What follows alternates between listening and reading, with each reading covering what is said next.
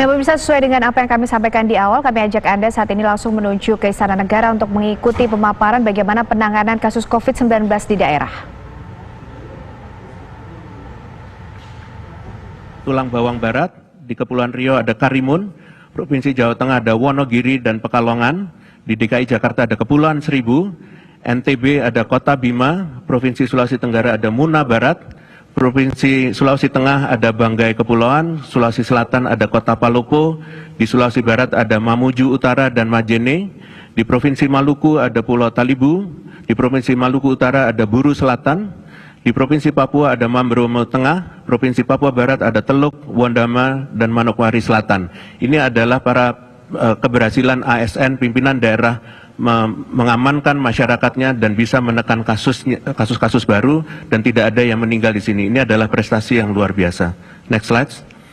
Semua itu bisa dilakukan karena kami sekarang memiliki Bersatu Lawan COVID yang tadi sudah dijelaskan oleh Bapak Presiden sebagai alat navigasi kita untuk bisa mengendalikan daerah mana yang siap untuk memulai aktivitas sosial ekonomi dengan aman dan tetap menjaga keselamatan manusia. Untuk itu selanjutnya mohon izin untuk bisa meminta kepada Dr. Dewi menjelaskan sistem informasi terintegrasi. Terima kasih. Wassalamualaikum warahmatullahi wabarakatuh.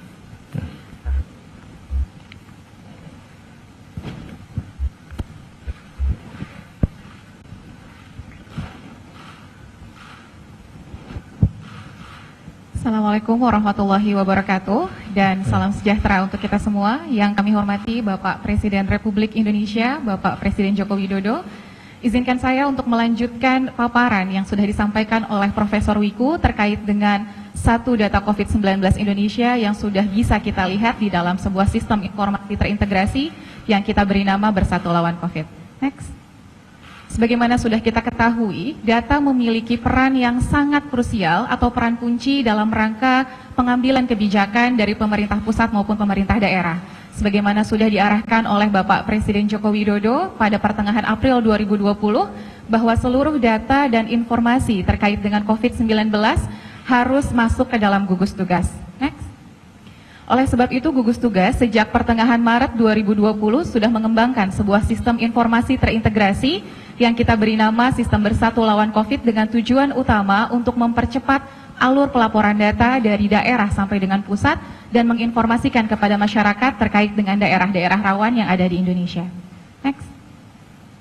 Seluruh data kesehatan ini dikumpulkan melalui puskesmas, rumah sakit, dinas kesehatan, dan laboratorium masuk ke dalam sebuah sistem yang kita bilang Bersatu Lawan COVID, dan data ini kita olah, kita cleaning, kita analisis, dan hasilnya kita keluarkan dalam bentuk grafik dan informasi di mana seluruh pemerintah provinsi atau pemerintah daerah dapat melihat data tersebut dalam satu dashboard analisis yang sama dengan gugus tugas atau pemerintah pusat.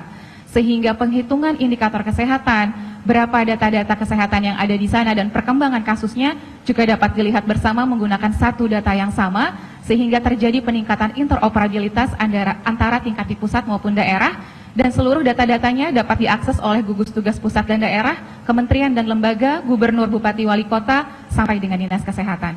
Next. Sampai dengan hari ini, fungsi utama Bersatu Lawan COVID adalah sebuah integrator atau mengintegrasikan semua data, baik data-data kesehatan maupun non-kesehatan. Sampai dengan hari ini kita telah memiliki lebih dari 76.000 data penyelidikan epidemiologi, 245.000 data-data pasien COVID yang terdapat di rumah sakit, 380.000 data-data pemeriksaan laboratorium, begitu juga dengan data logistik, data mobilitas penduduk yang sama-sama bisa kita lihat dalam satu dashboard yang sama. Next. Sistem Bersatu Lawan COVID merupakan sebuah hasil dari buah kolaborasi dan koordinasi yang sangat baik antara seluruh komponen yang berada di dalam gugus tugas. Next. Kita menggunakan teknologi sebagai pendukung utama, dimulai dari integrasi big data, penggunaan otomasi dengan machine learning, ada advanced analysis yang kita keluarkan untuk masyarakat sehingga terdapat informasi untuk sama-sama melihat Indonesia tengah berada di mana dan sejauh apa kita sudah mampu berkembang dan bergerak untuk Indonesia. Next. Ini adalah contoh terkait dengan lokasi kecamatan rawan berdasarkan jumlah ODP, PDP, dan pasien positif yang ada di Indonesia. Kita petakan sampai dengan level kecamatan. Next. Kemudian ini adalah contoh dashboard yang kita miliki. Next, biar running. Ini adalah sebuah video, kita bisa melihat data-data COVID Dari laboratorium, ini pergerakannya secara kumulatif bisa kita lihat di sini. Data pasien positif berdasarkan gejala dan juga kondisi penyerta. Kemudian kita bisa melihat berdasarkan usia dan jenis kelamin, apakah yang dirawat berapa banyak yang usianya tua, lansia, atau laki-laki atau perempuan. Apakah tenaga kesehatan atau bukan, jenis pekerjaan utamanya apa, pemeriksaannya apakah menggunakan nasofaring, orofaring, sputum, apakah WNI atau WNA, kontak wilayahnya apakah pernah keluar wilayah, kemana saja pernah bergerak, data rumah sakit kapan mulai masuk dirawat di rumah sakit dan apakah dirawat di ruang isolasi atau di rumah sakit. Kemudian kita juga melihat insiden kumulatif per 1 juta penduduk. Kemudian kita juga dapat melihat provinsi mana yang memiliki angka kematian tertinggi dibandingkan angka kesembuhannya. Ini bisa kita lihat provinsi-provinsinya dan kita lihat juga angka nasionalnya. Next.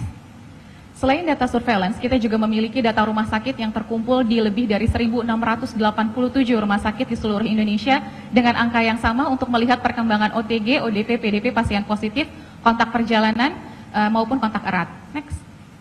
Kita juga memiliki tadi sudah disebutkan terkait dengan mobile aplikasi Bersatu Lawan COVID untuk memantau pergerakan atau mobilitas penduduk dari satu daerah ke daerah yang lain. Next. Ini adalah salah satu contoh analisis yang kita keluarkan terkait dengan penambahan jumlah kasus, tapi di sini kita coba lihat terkait dengan positivity rate. Kita ingin melihat laju penularan itu sejauh mana terjadi di Indonesia. Kalau misalnya kita lihat ada grafik yang pertama, ini pada pertengahan Mei, tanggal 11 sampai 17 Mei, terdapat 26.000 orang yang diperiksa dan yang positif adalah 13%. Ya, baru saja kita saksikan pemirsa pemaparan dari Dr. Dewi Nur Aisyah selaku epidemiolog yang memaparkan mengenai sistem informasi terintegrasi yang sudah dilakukan oleh pemerintah sejauh ini untuk mengumpulkan sejumlah data daerah melalui satu sistem dan dianalisis sehingga muncul grafik-grafik informasi yang bisa diakses oleh semua masyarakat. Betul sekali, dan dinamakan sistem informasi terintegrasi ini adalah Bersatu Lawan COVID, di mana tadi mencakup informasi yang lebih detail ya mengenai penanganan COVID-19 sampai ke daerah. Ya.